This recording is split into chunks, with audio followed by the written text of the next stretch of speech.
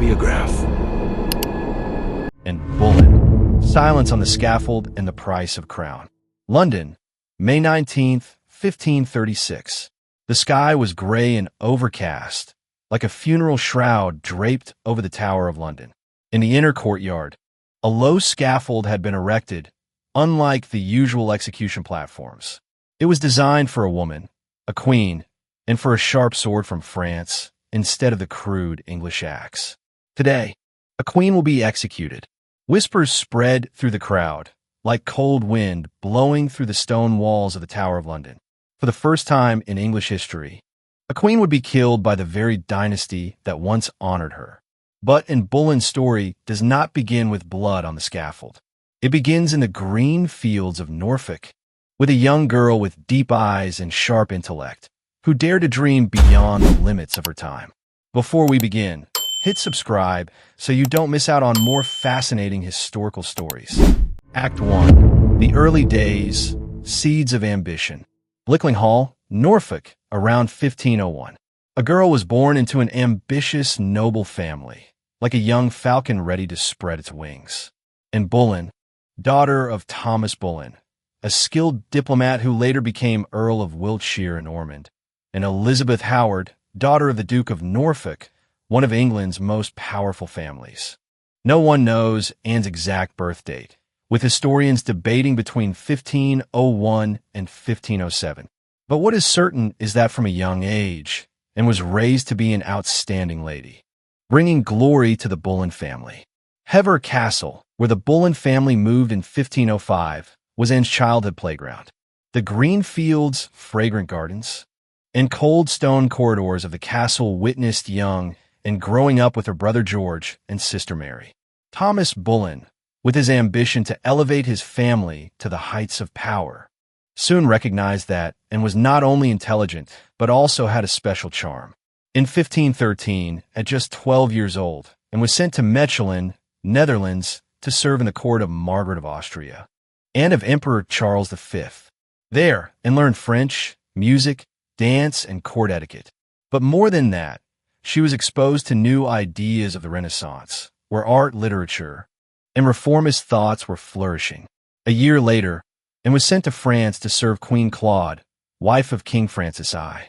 The French court was a world of luxury, where ladies were not just ornaments, but also participants in debates on philosophy, religion, and politics, and learned to play the lute, dance refined dances, and speak French fluently. But what set her apart was her sharp intellect and rare confidence. At a banquet at Fontainebleau Palace, 16-year-old Anne stood among scholars and nobles debating church reform. And, to a scholar, the church should not control people's souls. The Bible needs to be translated so that everyone can understand the Word of God. These bold words caught attention. Anne was not just a beautiful girl. She was a woman with vision, ready to challenge the norms of her time. In 1522, Anne returned to England, bringing with her French refinement and an ambitious spirit. She was appointed lady-in-waiting to Queen Catherine of Aragon, wife of Henry VIII. But no one expected that it was here that Anne would begin a journey that would change English history. Act 2. The Fateful Meeting, Love and Power. Whitehall Palace, 1526. Henry VIII, then 35, was a strong, charming king, but full of anxiety. His marriage to Catherine of Aragon had produced only one surviving child, Princess Mary, and no male heir that he desperately wanted to secure the Tudor dynasty. At a masked ball, Anne Boleyn appeared, disguised as Perseverance, the symbol of steadfastness. With her glossy black hair, deep eyes, and confident smile, she attracted all eyes. Henry VIII, accustomed to obedient women, was captivated by Anne's independence. Henry VIII, to himself, "This girl is like no other. She is not only beautiful, but also has a fire in her soul." Henry had previously had an affair with Anne's sister, Mary Boleyn, but Anne was different. When Henry approached her, Anne bluntly refused to be his mistress. "And to Henry, your majesty, I'm not someone you can summon and dismiss. If you want my heart, you must give me a crown." Those words were like a challenge, and Henry, always drawn to challenges, fell in love. He began sending love letters to Anne. 17 letters still preserved in the Vatican Library, full of passionate words and promises. Henry VIII, in a letter, my lover and friend, I and my heart are in your hands. I beg you not to extinguish the fire you have kindled in me. But Anne was not easily swayed. She knew that being a mistress would only bring shame, as her sister had experienced. She wanted to be queen, not just for power, but also to protect her own honor and her family's. In the following years, Henry became obsessed with Anne. He gave her lavish gifts, composed music for her, and even made her Marquess of Pembroke in 1532, a title never before given to a woman. But Anne stood firm. No marriage, no nothing. Act 3. The Revolution, the Crown, and the Break. Hampton Court Palace, 1527. Henry VIII was determined to divorce Catherine of Aragon to marry Anne. But Pope Clement VII refused to grant the divorce. Because Catherine was the aunt of Emperor Charles V, who had great influence over the Vatican. Henry, with the support of Thomas Cromwell and Thomas Cranmer, decided to take a bold step, break away from the Catholic Church. Thomas Cromwell, to Henry, Your Majesty, if the Pope does not support you, we will create our own church. You will be its head, and no one can stop you. Thomas Cromwell, a religious reformer and shrewd politician, became an important ally of Anne. Both shared a vision of a free England from Vatican control, and saw Cromwell as her right-hand man in court Tudor times. And to Cromwell, Thomas, we are rewriting history. Together, we will make England stronger than ever. Cromwell, with his intelligence and practicality, helped and overcome many obstacles. But deep down, Cromwell knew that power was a dangerous game, and Anne, with her pride and ambition, could be both an asset and a threat, the history press. Henry agreed. In 1534, he passed the Act of Supremacy, declaring himself head of the Church of England. This was not just a religious decision, but also a political revolution that shook all of Europe. Those who opposed, like Thomas More and John Fisher, were executed for refusing to swear loyalty to the king. Meanwhile, Anne became the center of controversy. Many called her a destroyer or witch, but she did not care. And to her father, Father, I know they hate me, but I'm not doing this for myself. I want to change England, to bring light to a country lost in darkness. On November 14th, 1532, Henry and Anne secretly married. On January 25th, 1533, the marriage was made public. And on June 1st, 1533, Anne was crowned queen at Westminster Abbey. She wore a purple robe embroidered with gold, wearing the crown of the kings themselves, a declaration that she was not just Henry's wife, but a true queen. Act 4. Queen and Light and Shadow. As queen, Anne was not just Henry's wife. She was a patron of scholars, artists, and religious reformers. She promoted the translation of the Bible into English, a bold move to bring God's word closer to the people. She also appointed Matthew Parker as her personal chaplain, who later became Archbishop of Canterbury under Elizabeth I, historic royal palaces. And to Thomas Cranmer, we must bring light to the people. They need to read the Bible in their own language. But Anne's role was not limited to religion. She received petitions, met with diplomats, and even influenced foreign policy, strengthening alliances with France. However, her intelligence and strength also made her many enemies. Many nobles saw her as arrogant, and supporters of Catherine of Aragon called her a husband stealer. Unlike Catherine of Aragon, who brought Henry stability and loyalty as a Spanish princess, or Jane Seymour, who later brought gentleness and the image of an ideal wife according to contemporary standards, Anne Boleyn was a blazing fire. She was not just Henry's wife, but someone who challenged him, forcing him to break an entire church to have her. And to a lady-in-waiting, Catherine prays for the king. Jane bows before him, but I make him look me in the eye. That pride was both her strength and her fatal weakness. On September 7th, 1533, Anne gave birth to Elizabeth at Greenwich Palace. Henry was disappointed it was not a son, but he still loved Elizabeth and Anne. Henry VIII, too, and you have given me a precious jewel, but I need a son, and that is what England needs. The pressure grew, and became pregnant again in 1534, but miscarried.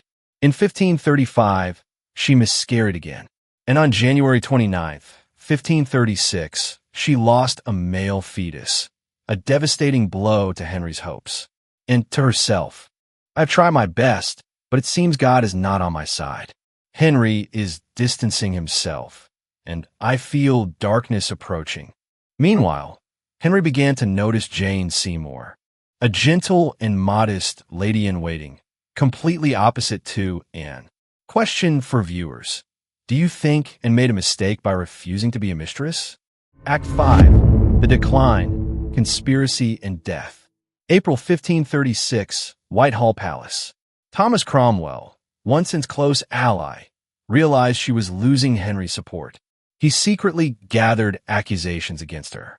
Adultery with 5 men, including her brother George Boleyn, and plotting to kill the king, the history press.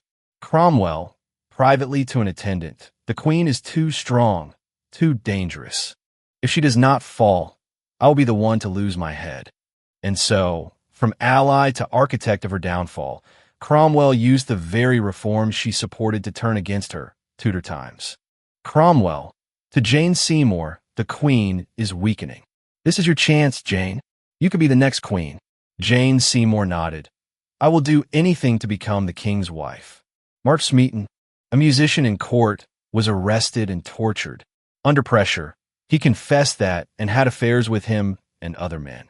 These confessions, though without evidence, became weapons to overthrow and historic royal palaces. Henry VIII, angrily to Cromwell, has and betrayed me? If this is true, she must die. On May 2nd, 1536, and was arrested and imprisoned in the Tower of London. She was taken to the room where she had stayed while preparing for her coronation, now her prison, and to the jailer. I hear the executioner is very skilled, and my neck is small. Those words carried bitterness, humor, and an eerie calmness. The trial took place on May 15th. The court was filled with her enemies, including her uncle Thomas Howard. Though, and defended herself sharply, everything was already decided. She was sentenced to death by beheading. On May 17th, 5 men accused of being her lovers, including George Boleyn, were executed, and knew her fate was sealed. On the morning of May 19th, and walked to the scaffold in a gray robe and a red underskirt, the color of courage. Under the gray sky, each step on the cold stone sounded like a final challenge. Before a crowd of about 1,000 people, she spoke her last words. And I have not come here to accuse anyone. I have come here to die according to the law. I pray God to preserve the king. To me, he has always been a good and gracious husband. No defense, no accusations, no bitternis, and chose silence. A politically charged silence to protect her daughter Elizabeth's honor. The executioner, a swordsman from Saint Omer, France, distracted by shouting, "Where's my sword?" and turned towards a voice. The sword fell swiftly. It was quick and clean, with no scream. Only a collective sigh from the crowd. Anne's headless body was placed in a wooden chest and buried hastily under the floor of St. Peter ad Vincula Chapel in the Tower. The next day, Henry became engaged to Jane Seymour. Question for viewers. If you were Elizabeth at that time, when you grew up, would you forgive your father for what he did to your mother? Act 6. The Legacy, the Woman Who Lives On. Henry ordered all portraits of and destroyed, erasing her white falcon emblem from palaces. It was a damnatio memoriae, eternal erasure from memory. But history is not easily silenced. In 1558, Elizabeth, the once considered failure, ascended the throne. She reigned for 45 years, ushering in the glorious Elizabethan era.